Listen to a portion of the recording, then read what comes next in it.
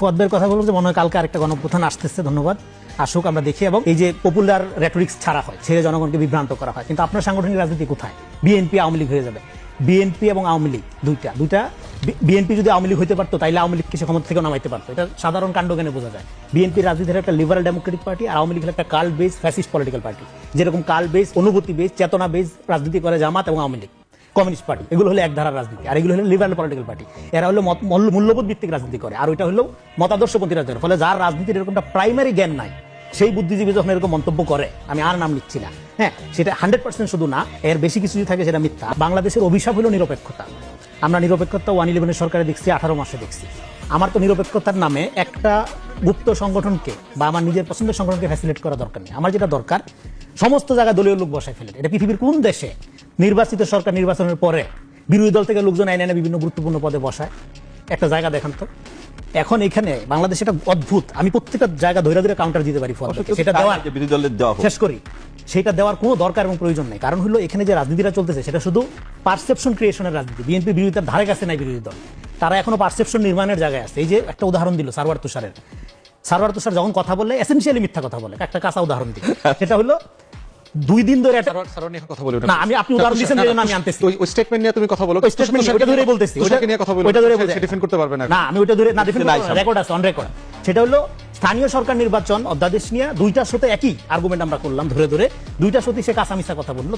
কি সেটা ছিল পয়েন্টটা, যে বিএনপি এই আইনটা এমন ভাবে করছে যাতে করে সে যাকে খুশি যখন খুশি দলীয় সিদ্ধান্তে বরখাস্ত দিয়ে দিতে পারে। পরে দেখা গেল আইনটা হলো কি, স্থানীয় সরকার নির্বাচনে দলীয় প্রতীকই থাকবে না। এখন পয়েন্টে আসেন, যেই নির্বাচনে দলীয় প্রতীক থাকবে না, মানে দলীয় লোকই থাকবে না, সেখানে দল কিভাবে যাকে খুশি তাকে বহিষ্কার করে দিতে পারে দলের লোক হিসাবে? তার মানে একটা ডাহা মিথ্যা 2 দিন ধরে সে তর্ক করলাম। এইবার বিএনপি কি লেভেলের আওয়ামী লীগ, যে আওয়ামী লীগ আপনার এই বিগত সরকারের আমলে করা আওয়ামী লীগ নিষিদ্ধের বিলটা বহাল রাখলো, এটা আইন করে ফেললো। বিএনপি আওয়ামী লীগ এমন আওয়ামী লীগ হয়েছে যে আওয়ামী লীগ নিষিদ্ধ করে দিল। ফলে এই যে রেটরিক্সের মধ্যে দিয়ে রাজনীতি করা এবং ডিফেম করা, একটা দলকে ডিফেম করা যখন যার পলিটিক্স বোধ করে তার কোনো বড় পলিটিক্স নাই। ফলে এর মধ্যে দিয়ে রাজনীতি হবে না। আপনাকে রিয়েলি কর্মসূচিতে যাইতে হবে, বিএনপির বিরোধিতা করেন কি দিয়ে করতে হবে আপনার? প্রপাগান্ডা, ন্যারেটিভ, নো, এটা ওয়ে না। আপনার ওয়েটা কি? পলিসি। বিএনপি পলিসি যদি ফেল করে বেটার পলিসি নিয়ে আপনি যান, জনগণ আপনাকে ভোট দিলে আপনি ক্ষমতা গ্রহণ করবেন বা দেশ চালাবেন, দায়িত্ব নেবেন, অসুবিধা নেই তো। কিন্তু তা না করে পারসেপশন ক্রিয়েট করা এবং প্রত্যেকটা জায়গায় ওভার সেন্সিটিভ করা, যেমন এই যে বিসিবির নিয়োগ, হ্যাঁ, জঘন্য, এর আগামী গণঅভ্যুত্থানের শত্রু হয়ে গেলে বিসিবির নিয়োগ তামিম ইকবালকে ভেসে আসছে। বুলবুল সবচেয়ে বড় খেলোয়াড়, বুলবুল সবচেয়ে গুরুত্বপূর্ণ লোক, তামিম ইকবালের অবদান কি? বাংলাদেশ ইতিহাসের এত বড় ওপেনার তো আসেই নেই আর কখনো। আমি রেগুলার ক্রিকেট ফলো করি। এইবার 3 জন এখানে বিএনপির নেতার ছেলে আসছে, তাই না? এই 3 জনকে ভেসে আসছে। তুমি বলো বিসিবির নির্বাচিত কমিটি কেন সরাই দিতে হবে? এটা অ্যাডহক কমিটি করছে। নির্বাচিত কমিটির ত্রুটি নিয়ে বিএনপিকে আজকে নতুন আপত্তি জানাইছে, আপত্তিকে আগে জানাই নাই। সজীব মাহমুদ ভুইয়ার যে প্রত্যেকটা লোকাল ক্লাবকে ম্যানিপুলেট করে যেভাবে সে কমিটি করছে, সেটা নিয়ে প্রতিবাদ কি অন্তর্বর্তীকালীন সরকারের সময় করা হয় নাই? বহুবার করা হয়েছে, কর্ণপাত করা হয় নাই ক্ষমতার জোরের কারণে।